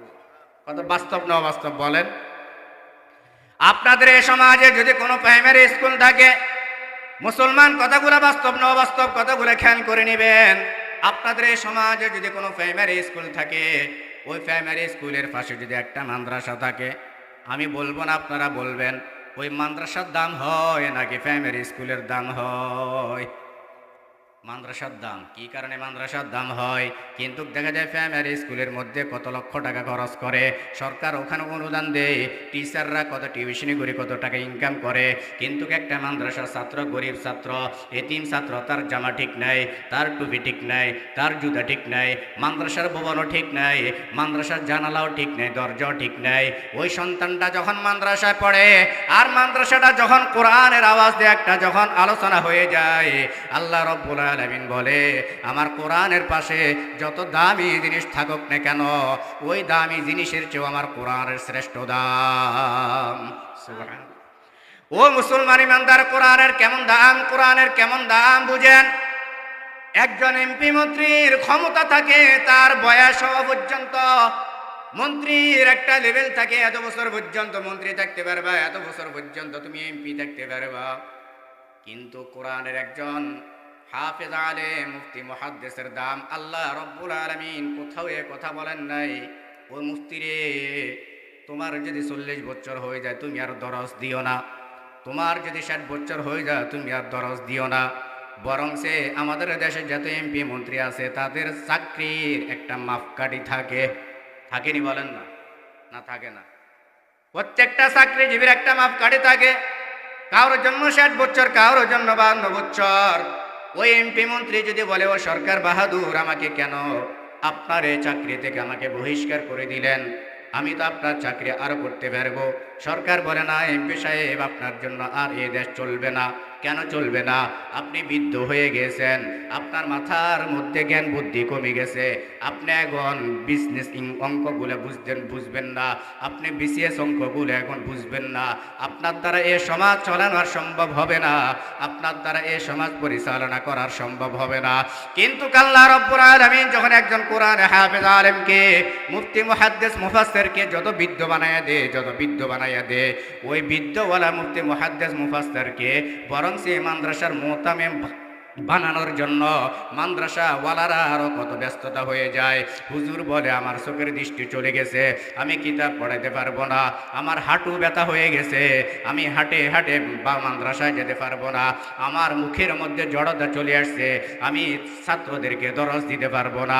মাদ্রাসার শিক্ষকরা ছাত্ররা একত্রিত হয়ে বলে হুজুর আপনি পড়ান লাগবে না, হুজুর আপনি কিছু কষ্ট করান লাগবে না, আমরা ছাত্ররা হাদিসের ইবারত পড়বো, আপনি শুধু দরজ মসনদে বসে থাকবেন, আপনার দোয়ার বরকতে আমাদের জন্য দোয়া রহমতের উসিলা হয়ে যাবে। সুবহানাল্লাহ। তাহলে মুসলমান বলেন তো কোরআনের দাম আছে না নাই? এ মুসলমান, কোরআন যেখানে আছে সেখানে সহযোগিতা করবেন, কোরআনের মাদ্রাসা যেখানে আছে সেখানে সহযোগিতা করবেন, বরং একটা ইট দিয়ে হলেও সহযোগিতা করবেন, একটা বাচ্চাকে কলম দিয়ে হলেও সহযোগিতা করবেন, একটা মাদ্রাসার ব্যানার দিয়ে হলেও সহযোগিতা করবেন। এই সহযোগিতার দ্বারাই আল্লাহ রাব্বুল আলামিন আপনাকে দুনিয়াতেও রাখবে শান্তি, আখিরাতেও রাখবে শান্তি। এই জন্য মুসলমান ইমানদার বলেছিলাম ইন্না নাহনু নাযালনা যিকরা ওয়া ইন্না লাহু লাহাফিজুন। এই কোরআনের হেফাজতের মালিক একমাত্র কে? এই জন্য আজ থেকে নিয়ে হাজার হাজার বছর পর্যন্ত অতিবাহিত হয়ে গেছে, কোরআনের বিরুদ্ধে ষড়যন্ত্র করতেছে, মাদ্রাসার বিরুদ্ধে ষড়যন্ত্র করে, আলেম ওলামাদের বিরুদ্ধে ষড়যন্ত্র করে। মুসলমান বাতিল থাকবে, হক আসবে, আর হক যেখানে আসবে ওখানে বাতিল কোনোদিনও টিকতে পারবে না। ঠিক নি বলেন না? এ সরকার বাউল, আবুল সরকার সে আবুল সরকার না, পাউল সরকার। আমি মনে করি তার মাথার ভিতরে যদি এতটুকু জ্ঞান থাকতো, হেরে আমি তো মুসলমান, আমি কি বাবা আল্লাহ পাকের ব্যাপারে কথাগুলো বলি। আল্লাহ পাক সূরাতুন নাস সৃষ্টি করেছেন, নাজিল করে দিয়েছেন কুল আউযু বিরাব্বিন নাস মালিকিন নাস ইলাহিন নাস মিন শাররিল ওয়াসওয়াসিল খান্নাস। আমি যদি মিথ্যা বলি, যারা ইউটিউব ব্যবহার করেন, সেটগুলা ব্যবহার করেন, তারা সার্চ দিয়ে দেখবেন ওই বাউল সরকার, আবুল সরকার, ফাউল সরকার, সে বলে আল্লাহ পাক এটা কি সৃষ্টি করেছে? আল্লাহই তো বলেছে কোরআনে নাসার জন্য কুল আউযু বিরাব্বিন নাস মালিকিন নাস ইলাহিন নাস। নাউযুবিল্লাহ। ওই বাউল সরকার, ওই আবুল সরকার, ফাউল সরকার এই কথাগুলো আল্লাহ পাকের বিরুদ্ধে কথাগুলো বলতেছে। আমার আল্লাহ কিভাবে সৃষ্টি করেছে? এরে আমার আল্লাহ কি আজকে রাসূলের 1400 বছর পরে এ কথাটা বলতেছ? আল্লাহ এটা কি সৃষ্টি করেছে? আল্লাহ তো কোরআন যেদিন সৃষ্টি করেছে সেই দিনে কথা বলে দিয়েছে যালিকাল কিতাব লা রাইবা ফি। এই কিতাবের মধ্যে কোনো সন্দেহ নাই, এই কিতাবের মধ্যে কোনো কেউ ভুল ধরতে পারে নাই। ওয়া ইন কুনতুম ফি রাইবিম মিম্মা নাযালনা আলা আবদিনা ফাতু বিসূরাতিন মিন মিসলি ওয়াদউ শুহাদাআকুম মিন দুনিল্লাহ ইন কুনতুম সাদিকিন। এর ফাউল সরকার, তোকে আমি বলি, তোর চেয়ে কত পণ্ডিত ইহুদিরা চেষ্টা করেছিল এই আয়াতের পরিপ্রেক্ষিতে একটা আয়াত বানানোর জন্য। তোর থেকে কত পণ্ডিতরা, কত বৈজ্ঞানিকরা সৃষ্টি করেছিল একটা আয়াত বানানোর জন্য। আল্লাহ রাব্বুল আলামিন তাদেরকে চ্যালেঞ্জ দিয়েছিল, যদি পারো ইন্না আতাইনাকাল কাউসার ফাসাল্লি লিরাব্বিকা ওয়ানহার ইন্না শানিয়াকা হুয়াল আবতার। যদি পারো এই আয়াতের পরিপ্রেক্ষিতে একটা আয়াত বানাও। আজ পর্যন্ত এই দুনিয়ার পৃথিবীর বুকে কেউ পারে না কোরআনের একটা অক্ষর আয়াত তো বানানো তো যাক দূরের কথা, একটা অক্ষরও তৈরি করতে পারে নাই, একটা জবরও তৈরি করতে পারে নাই, একটা জেরও তৈরি করতে পারে নাই। কিয়ামত যতদিন থাকবে ততদিন এ কোরআন নিয়ে ষড়যন্ত্র করতে পারবে ঠিক, কোরআনের বিরুদ্ধে ষড়যন্ত্র করে কোনো বেঈমান বেঈন মুসলমানদের সামনে টিকতে পারবে না। মুসলমান ইমানদার বাতিল যুগ যুগ থেকে আসছে, হক থাকবে বাতিল থাকবে, কোনো বাধা নাই, তবে বাতিল ফিফটার মতন হকের সামনে মাথা নিচু করে থাকবে। এরে মুসলমান, বাতিল যখন ইব্রাহিমের নমরুদ, যখন নমরুদ বিশ্ব সম্রাট নমরুদ রূপ ধারণ করে আসছে বাতিল, হক এসেছিল ইব্রাহিম খলিলুল্লাহ রূপ ধারণ করে। বাতিল যখন মিশরের সম্রাট ফেরাউনের রূপ ধারণ করে আসছে, হক এসছে মুসা কালিমুল্লাহ রূপ ধারণ করে। বাতিল যখন আবু জাহাল আবুল আহাব উতবা সাইবা রূপ ধারণ করে আসছে, হক আসছে ইমামুল আম্বিয়া মুহাম্মদ রাসূলুল্লাহ সাল্লাল্লাহু আলাইহি ওয়াসাল্লামের রূপ ধারণ করে।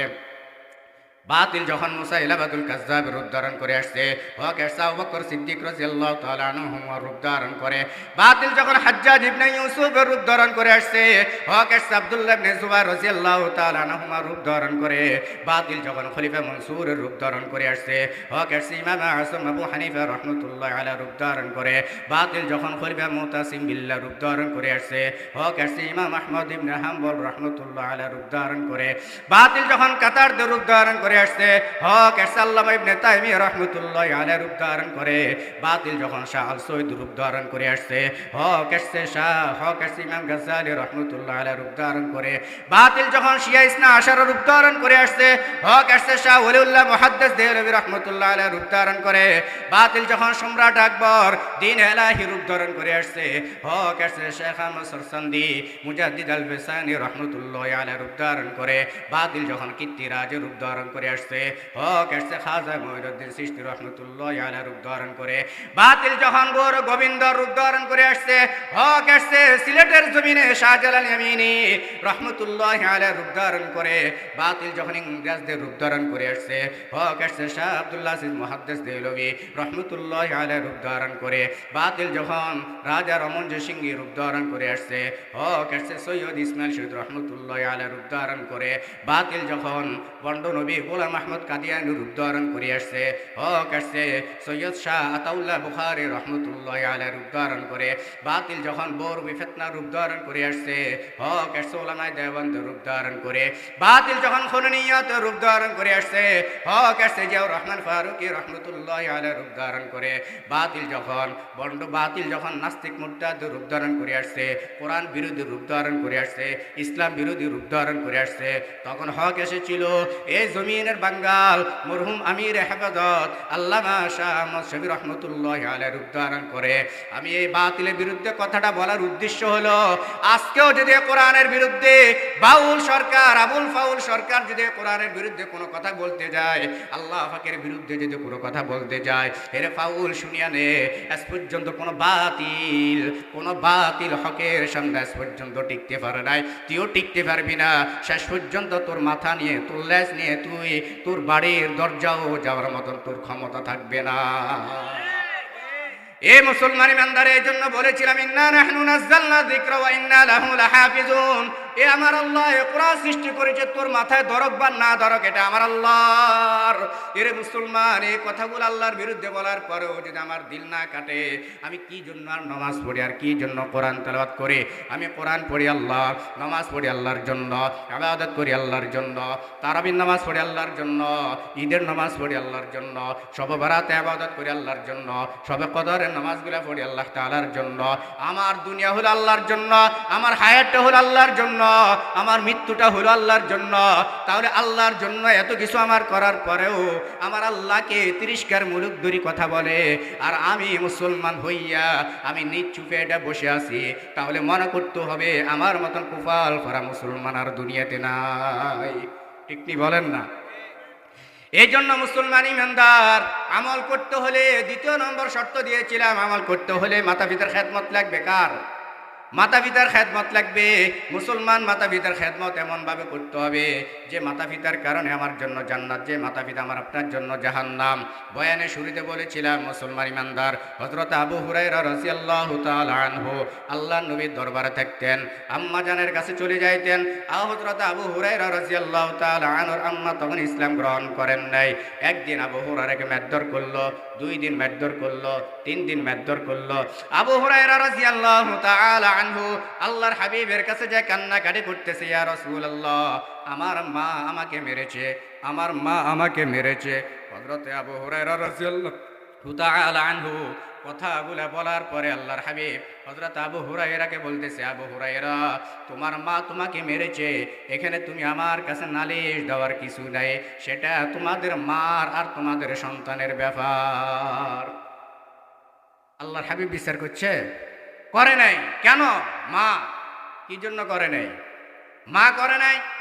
আল্লাহ রাব্বুল আলামিন বলেন, ওয়া কাদা রাব্বুকা আল্লা তা'বুদু ইল্লা ইয়্যাহু ওয়া বিল ওয়ালিদাইনি ইহসানা ইম্মা ইয়াবলুগান্না ইনদাকাল কিবারু আহাদুহুমা আও কিলাহুমা ফালা তাকুল লাহুমা উফফিন ওয়ালা তানহারহুমা ওয়া কুল লাহুমা কাওলান কারীমা। আল্লাহ রাব্বুল আলামিন বলেন, কোন আয়াতের সাথে আল্লাহ পাক এই কথা কোথাও বলেন নাই, আমার ইবাদতের সাথে তার ইবাদত করো, আমার ইবাদতের সাথে তাকে ইহসান করো, আমার ইবাদতের সাথে তাকে কাছে টানে নিয়ে আসো।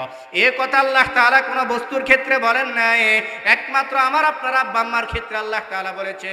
আল্লাহ রাব্বুল আলামিন জানায় দেন, মুসলমান রে, তোমরা যদি আমার ইবাদত করো, আমার ইবাদত করার পরে তোমাদের হাতে যদি 2 জন লোক থাকে, কয়জন? 2 জন লোক থাকে, একজন হলো আব্বা আর একজন হলো আম্মা। এই 2 জন যদি লোক থাকে, এই 2 জনের সেবা করো, ইহসান করো। কেমন ইহসান করবা? ছোটবেলা থাকাকালীন তোমাদেরকে যেরকম ইহসান করেছে, তোমরাও আজকে তোমার আব্বা আম্মাকে এইভাবে ইহসান করো। সুবহানাল্লাহ। ইমাম রাজি রহমতুল্লাহি আলাইহি বলেন, আল্লাহ পাক রব্বুল আলামিন যে মুসলমানদের জন্য নামাজ ফরজ করে দিয়েছেন, ইচ্ছা করলে আল্লাহ পাক আব্বা আম্মার খেদমত করাটাকে ফরজ করে দিতেন, কিন্তু এই নবীর উম্মতের জন্য কষ্ট হবো বিদায় আল্লাহ তাআলা ওটাকে আর ফরজ করেন নাই। তারপরও তাফসীরে বাইজাবির মধ্যে বোমানা ফরজ উল্লেখ করেছেন এখানে, তবে ফরজ না। এই জন্য আব্বা আম্মাকে কষ্ট দিবেন না, দিবেন নে। আব্বা আম্মা হলো আমার আপনার জন্য জান্নাত, আমার আপনার জন্য জাহান্নাম। আব্বা আম্মা দোয়া করলে অবশ্য দোয়া হয়ে যায়, আর আব্বা আম্মা যদি সন্তানের জন্য বদদোয়া দেয়, ওটাও বদদোয়া লেগে যায়। এরে মুসলমান ইমানদার, আব্বা আম্মা এখন বৃদ্ধ হয়ে গেছে, তারা ঘুমান্ত অবস্থায় বলতে পারে না, তাদের শরীর অসুস্থ হয়ে গেছে, গরম পানির ব্যবস্থা দরকার, তাদের গরম পানির ব্যবস্থা করিয়ে দাও, তাদেরকে শীতের একটা জামা কিনে আনিয়ে দাও, তাদেরকে একটু ইহসান করো, তাদের সেবা যত্ন করো। আমার আল্লাহ রাব্বুল আলামিন বলে, বান্দারে, রিজিকের চিন্তা তুই করিস না, তোর আব্বা আম্মার খেদমতের বিনিময়ে আমি আল্লাহ রাব্বুল আলামিন তোর রিজিকের ব্যবস্থা করিয়ে দিব। সুবহানাল্লাহ। আব্বা আম্মার কেমন দোয়া, আব্বা আম্মার কেমন বরকত। মুসলমান ইমানদার, আব্বা আম্মা যখন কোনো সন্তানের জন্য হাত তুলে দোয়া করা লাগে না, হাত উত্তোলন করে দোয়া করা লাগে না। বাইজিদ বুস্তামির ঘটনা আপনারা অনেকেই জানেন, অনেকে শুনেন। একদিন আম্মা যান তার সন্তান বাইজিদ বুস্তামিকে বলেছে, বাবারে, আমার জন্য 1 গ্লাস পানি নিয়ে আসিস। বাইজিদ বুস্তামি মার জন্য পানি নিয়ে আসার জন্য গেলেন। অনেক দূর থেকে পানি আনতে আনতে মা ঘুমান্ত অবস্থা হয়ে গেল। এ বাইজিদ বুস্তামি আর মাকে আর জাগান নাই, জাগ্রত আর করেন নাই। সকাল পর্যন্ত বাইজিদ বুস্তামি মার সামনে গ্লাসের পানিটি এভাবে শীতের মৌসুমে ধরে রাখছে। সকালবেলা তাহাজ্জুদের নামাজের সময় হয়ে গেল। মা তাহাজ্জুদ নামাজ উঠার সময় দেখতেছে আমার সন্তান বাইজিদ বুস্তামি গ্লাসটা হাতের মধ্যে নিয়ে দাঁড়ায় রয়েছে। মা সন্তানকে প্রশ্ন করেছিল, রে বাবা, আজকে রাত্রে কি তুমি ঘুমাও নাই? না মা, আমি ঘুমাই নাই, আমি যখন পানি এনেছি দেখলাম তুমি ঘুমন্ত অবস্থায় পড়ে গেলা, আর তোমাকে আর আমি জাগাই নাই। যদি জাগাই তোমার ঘুমে ডিস্টার্ব হয়ে যাবে, এ কারণে আমি জাগাই নাই। আর আমি নিজেও ঘুমাই নাই। আমি যদি নিজে ঘুমাই যেতাম, মা তুমি আবার কখন পানি চাইবা, আমি তোমাকে পানি দিতে পারবো না। এই জন্য আমি বাইজিদ বুস্তামি এখানে দাঁড়াই রয়েছি। আল্লামা রুমি রহমতুল্লাহি আলাইহি বলেন, মা সন্তান যখন এই কথাগুলো বলল, মা ঘুম থেকে উঠিয়া সন্তান থেকে পানি নিয়ে ওযু করলেন। ওযু করে আল্লাহ তাআলার দরবারে 2 রাকাত নামাজ পড়লেন। নামাজ পড়ে আল্লাহ পাকের কাছে বললেন, আল্লাহ গো, আমার সন্তান বাইজিদ বুস্তামিকে একজন তুমি হাকিকতে বাইজিদ বুস্তামি হিসেবে তৈরি করিয়া দিও। সুবহানাল্লাহ। ওই মার দোয়া বাইজিদ বুস্তামি রহমতুল্লাহি আলাইহির এত দাম, এত দাম, এত দাম, এত সম্মান। এই জন্য মুসলমান ইমানদার আব্বা আম্মা যদি ঘরে থাকে আব্বা আম্মার খেদমত করবেন। যাদের বাবা নেয় তাদের বাবার জন্য দোয়া করবেন, মা নেয় মার জন্য দোয়া করবেন। প্রতিদিন আব্বা আম্মার জন্য হলো মসজিদে 1 টাকা দান করবেন, মাদ্রাসা 1 টাকা দান করবেন, ইলমের নিয়তে 1 টাকা দান করবেন, দানের নিয়তে মসজিদে 1 টাকা দান করবেন। 1 টাকা দান করতে করতে করতে করতে আল্লাহ রাব্বুল আলামিন আপনার আব্বা আম্মার আমল নামার ভিতরে জান্নাতের সুব্যবস্থা করিয়ে দিবেন। এই জন্য মুসলমান ইমানদার আব্বা আম্মা এমন একটা জিনিস, যার আছে সে বুঝে, যার নাই সে এটার মর্মতা বুঝে। আরে মা থাকলে মারে কত কষ্ট সন্তানরা দিত, এখন যাদের মা নেই তারা বুঝে মা হারা কত দয়া, মা হারা কত বিদারক কষ্টকর। এই জন্য মা খানা খাইছেনি মার খোঁজ নিবেন, মার শীত কতটুক লাগতেছে, মা শীতে কষ্ট পাচ্ছে কিনা মার প্রতি একটু দয়া রাখবেন, বাবা শীতে কষ্ট পাচ্ছে কিনা বাবার প্রতি একটু দয়া রাখবেন। এই জন্য মুসলমান ইমানদার আমার রিজিকের চিন্তা আমি করা লাগবে না, আমার রিজিকের চিন্তা করবেন একমাত্র আমার আল্লাহ। আর আল্লাহ আমার রিজিকের চিন্তা কখন করবে? যখন দেখবে আমার দিলের মধ্যে আল্লাহ পাকের ভয় ভীতি থাকবে। কার ভয়? আল্লাহ পাকের ভয়। মুসলমান ইমানদার আল্লাহ পাকের ভয় ছিল সাহাবায়ে কেরামের মধ্যে। সাহাবাতুল আনসার রাদিয়াল্লাহু তাআলা আনহু দিলের মধ্যে আল্লাহ পাকের ভয় ছিল। হে মুসলমান, আল্লাহর নবী যখন যুদ্ধের ময়দানে চলে গেলেন, সমস্ত সাহাবায়ে কেরামদেরকে নিয়ে যুদ্ধের ময়দানে চলে গেলেন। সাহাবাতুল আনসার রাদিয়াল্লাহু তাআলা আনহুকে মদিনায় রেখে গেলেন। আর সাহাবাতুল আনসারীকে বলতেছে, সাহাবাতুল আনসারী, এই মদিনার মধ্যে যতগুলো ফ্যামিলির বাসা আছে, প্রত্যেকটা ফ্যামিলির বাসার যদি কোনো বাজার লাগে, যা কিছু প্রয়োজন হয়, তুমি এগুলা ব্যবস্থা করে দিবে, এগুলা সংগ্রহ করে দিবা। সাহাবাতুল আনসারীকে আল্লাহর হাবিব এ কথা বলিয়া সমস্ত সাহাবায়ে কেরামদেরকে নিয়ে গেলেন। তাফসীরের কিতাবের মধ্যে লিখছেন, সাঈদ ইবনে আব্দুর রহমান, সাঈদ ইবনে আব্দুর রহমানের ঘরে যখন বাজারের সাহাবাতুল আনসারী যখন সাঈদ বিন আব্দুর রহমানের বাসায় গেলেন, সাঈদ বিন আব্দুর রহমানের পরিবার সাহাবাতুল আনসারী রাদিয়াল্লাহু তাআলা আনহুকে বলতেছে, সাহাবাতুল আনসারী, তোমার ভাই তো যুদ্ধের ময়দানে চলে গেছে, আমার ঘরের কোনো বাজারের ব্যবস্থা নাই। সাহাবাতুল আনসারী বলতেছে, আমাকে তো নবীজি এই জন্য রেখে দিয়েছে, দাও তোমার ঘরের মধ্যে কি লাগবে একটা ভাণ্ড দাও, আমি তোমার জন্য বাজারের ব্যবস্থা করে নিয়ে আসবো। মুসলমান ইমানদার আল্লাহ পাকের ভয় কেমন থাকা দরকার একটু খেয়াল করেন। সাহাবাতুল আনসারী যখন তার বন্ধুর পরিবার থেকে যখন ব্যাগটা নেওয়ার জন্য গিয়েছে, তার হাতের কবজাটা এত সুন্দর দেখেছে, এত সুন্দর দেখেছে, সাহাবাতুর দিলের মধ্যে একটা নাফাকি চলে আসলো, শয়তানের ওয়াসওয়াসা চলে আসলো। সাহাবাতুল আনসারী তার হাতটাকে এভাবে ধরে ফেললো, ধরে ফেলিয়া তার ভিতরে একটা কুসংস্কার সৃষ্টি হয়ে গেল। আর সাহাবাতুল আনসারী যখন হেঁটে ধরলো, হাতটা ধরলো, সাদ বিন আব্দুর রহমানের পরিবার বলতেছে, হে সাহাবা, তুমি এটা কি করতেছো? আল্লাহকে ভয় করো, আল্লাহকে ভয় করো। এই কথা বলার সাথে সাথে সাহাবাতুল আনসারী পাহাড়ের মধ্যে চলে গেলেন। আর দিলের মধ্যে ভয় করতেছে, হায় রে আমি কি করলাম? আমাকে তো নবীজি আমানত দিয়ে গেল, আমার বন্ধু সাঈদ আব্দুর রহমান আমাকে আমানত দিয়ে গেল, হায় রে আমি কি করলাম? আমি তার পরিবারের সাথে এটা কি করলাম? খারাপ দৃষ্টিতে আমি তার হাতটা ধরে ফেললাম। আমাকে আল্লাহ রাব্বুল আলামিন মাফ করবে কিনা আমি তো জানি না, নবীজি আমাকে মাফ করবে কিনা আমি তো জানি না। সাহাবাতুল আনসারী রাদিয়াল্লাহু তাআলা আনহু পাহাড়ের উপরে উঠিয়া কান্নাকাটি করতেছে। এদিকে নবীজি সমস্ত সাহাবায়ে কেরামদেরকে নিয়ে যখন হিজরত করে মদিনা থেকে যখন মদিনায় চলে আসলো, মদিনা আসার পরে সাদ বিন আব্দুর রহমান তার বন্ধুর ব্যাপারে তার পরিবারের কাছে জিজ্ঞেস করলো, ও আমার বিবি, আমার বন্ধু সালেবা কোথায়? সালেবাকে আমি দেখতেছি না। তার স্ত্রী বলতেছে তোমার বন্ধু আমানত খেয়ানত করে ফেলেছে, তোমার বন্ধু আর মুসলমানের কাতারে নাই, তোমার বন্ধু আর মুসলমানদের হালতে নাই। ও কেন কেন? তোমার বন্ধুকে যখন আমি বাজারে যাওয়ার জন্য বলেছিলাম, তোমার বন্ধু এমন কাজ করে ফেলেছে, আমার আল্লাহ তোমার বন্ধুর উপরে রাগান্বিত হয়ে গেছে, আমার উপরেও রাগান্বিত হয়ে গেছে। কেন? এইভাবে আমি যখন বাজারে যাওয়ার জন্য ব্যাগ দিয়েছিলাম, তোমার বন্ধু আমার হাতটাকে এভাবে ধরে ফেলেছে, সাথে সাথে আমার দিলের মধ্যে মামলার ভয় চলে আসছে। আমি যখন তোমার বন্ধুকে বললাম, হে সালেবাতুল আনসারী, তোমাকে তো এই জন্য রেখে যায় না, তুমি এটা কি করতেছ? তোমার বন্ধু আমার হাতটাকে ছেড়ে দিয়া পাহাড়ের দিকে চলে গেছে। এবারে সায়েদ বিন আব্দুর রহমান তার বন্ধুকে খোঁজার জন্য পাহাড়ের দিকে চলে গেল। পাহাড়ের উঁচু জায়গায় যাইয়া দেখতেছে সালেবাতুল আনসারী গুনগুন গুনগুন করে কান্নাকাটি করে আর বলতেছে, হে সাইদ, আমি কিভাবে নবীজিকে চোখ দেখাইবো, আমি কিভাবে সমস্ত সাহাবায়ে কেরামের সামনে যাব? কারণ আমি তো আল্লাহ পাকের কাছে অপরাধ হয়ে গেলাম, আমাকে আল্লাহ পাক মাফ করবে নি, আমাকে নবীজি মাফ করবে নি, না আমি আল্লাহর হাবিবের কাছে যাব না। আমি আগে ওমরের কাছে যাইয়া দেখি। ওমরের কাছে যখন যাইয়া কথাটা খুলে বলল, ওমর রাদিয়াল্লাহু তাআলা আনহু বলল, হে সালেবাতুল আনসারী, তুমি এটা কি কাজ করলা? তোমাকে নবীজি একটা আমানত দিয়ে গেল, তুমি এটা কি কাজ করলা? তোমাকে আল্লাহ পাক মাফ করবে কিনা সেটা আমি জানি না, নবীজি মাফ করবে কিনা সেটা আমি জানি না, তুমি আমার বাড়ির থেকে চলে যাও। সালেবাতুল আনসারী রাদিয়াল্লাহু তাআলা আনহু যখন ওমরের কাছে গেছে, ওমরের থেকে যাওয়ার পরও সাড়া পায় নাই। সালেবাতুল আনসারী এবারে চলে গেল আবু বকরের কাছে। আবু বকরের বাড়িতে যাইয়া ঘটনা খুলে বললেন।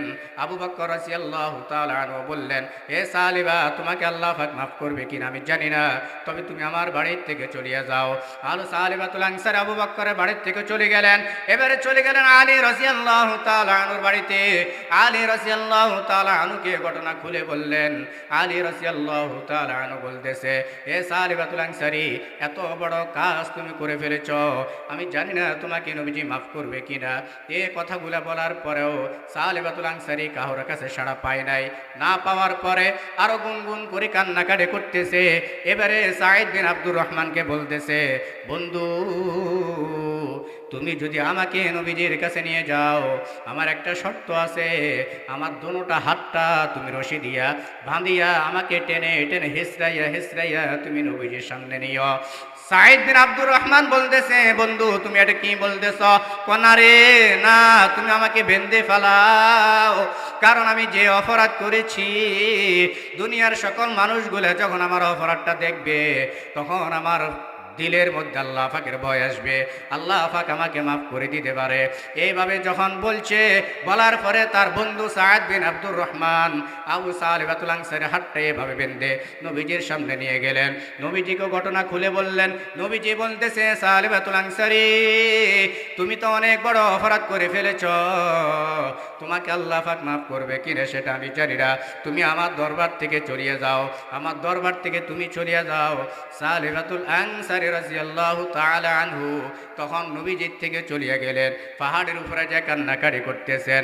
পরের দিন রাত্রের মধ্যে আল্লাহর নবীর কাছে ওহী নাযিল করে নিয়ে কোরআনের আয়াত চলে আসলো, ওয়াল্লাযীনা ইযা ফাআলু ফাহিশাতান আও যালামু আনফুসাহুম যাকারুল্লাহ। নবীজি সাল্লাল্লাহু আলাইহি ওয়াসাল্লাম সমস্ত সাহাবায়ে কেরামদেরকে ডাকলেন, ও আমার সাহাবীরা রে, আমার সালেবা কোথায়, আমার সালেবা কোথায়? সমস্ত সাহাবীরা বলতেছে, ইয়া রাসূলুল্লাহ, আপনার সাহাবে সালেবাকে যখন আপনি আপনার দরবার থেকে তাড়াইয়া দিয়েছেন, আপনার সাহাবী এখান থেকে চলিয়ে গেছে। নবীজি বলতেছে, যাও তোমরা যাও, আমার সাহাবী সালেবাকে নিয়ে আসো। সালেবাকে আবার আনার জন্য গিয়েছে, দেখতেছে সালেবা কান্নাকাটি করতেছে। সালেবা রাদিয়াল্লাহু তাআলা আনহুকে হযরত আবু বকর সালমান ফারসি আনার জন্য গিয়েছে। আবার এনতে ফজর নামাজ রক্তর সময় হয়ে গেল। মুসলমান ইমানদার ফজর নামাজ রক্তর সময় হয়ে গেল। নবীজি কেরাত পড়াইতেছে, সূরাতুত তাকাসুর পড়তেছে, আল্লাকুমুত তাকাসুর হাত্তা যুরতুমুল মাকাবির। এই দুটি আয়াত সালেবাতুল আনসারীর কানের মধ্যে আওয়াজ চলে আসলো। সালেবাতুল আনসারী তখন কোরআনের আয়াতের কিছু অর্থ বুঝতো। অর্থ বুঝছে দিলের মধ্যে আসছে, এ দুনিয়ার জিনিস বস্তুগুলা আমাকে দুনিয়া ধ্বংস করে দিয়েছে। হাত্তা জুরতুমুল মাকাবির, আমি তো জাহান্নামের মধ্যে একদিন যেতে হবে, আমি তো কবর আযাবের মধ্যে যেতে হবে। এই চিৎকার করিয়া সাহাবাতুল আনসারী মৃত্যুবরণ করলো। ওইদিকে সালমান ফারসি রাদিয়াল্লাহু তাআলা আল্লাহর হাবিবকে জানায় দেন, ওগো আল্লাহর হাবিব, আপনার সাহাবী সাহাবাতুল আনসারী মৃত্যুবরণ করেছে, জানাজার কাফনের ব্যবস্থা হয়ে গেছে। এমন কাফনের ব্যবস্থা দেওয়ার পর জানাজা দিতেছে। জানাজা দেওয়ার পর নবীজি এইভাবে তার বুড়ি আঙ্গুল দিয়া টক্কর টক্কর করে হাঁটতেছে। আর সাহাবায়ে কেরামরা প্রশ্ন করতেছে, গো রাসূল, আপনি সোজা না হাঁটিয়া বুড়ি আঙ্গুল দিয়া বরবর করে কেন হাঁটেন?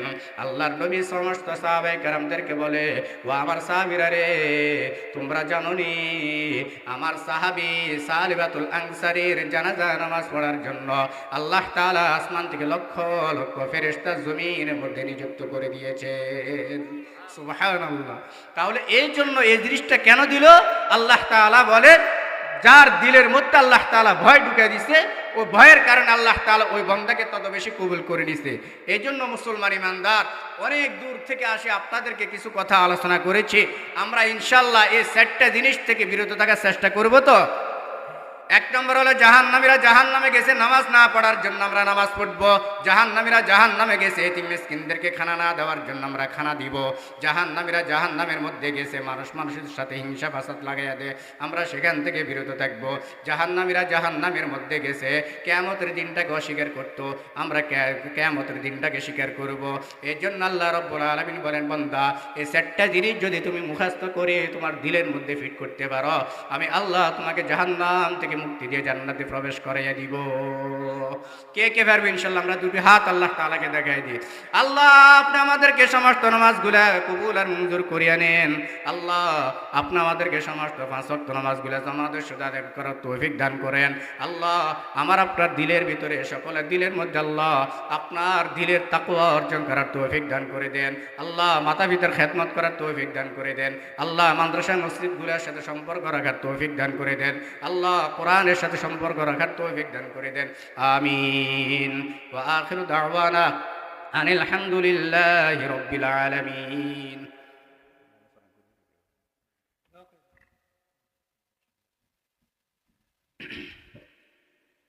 একদিকে আমি মুসাফির, আপনারা জানেন, অনেক দূর থেকে আসছি। প্রত্যেক খাস করে দোয়া করবেন আমার জন্য এবং আপনাদের প্রতিষ্ঠানের জন্য, এলাকাবাসীর জন্য, সকলের জন্য দোয়া করবেন। এই মাদ্রাসায় যারা সহযোগিতা করছেন, আমি শুনেছি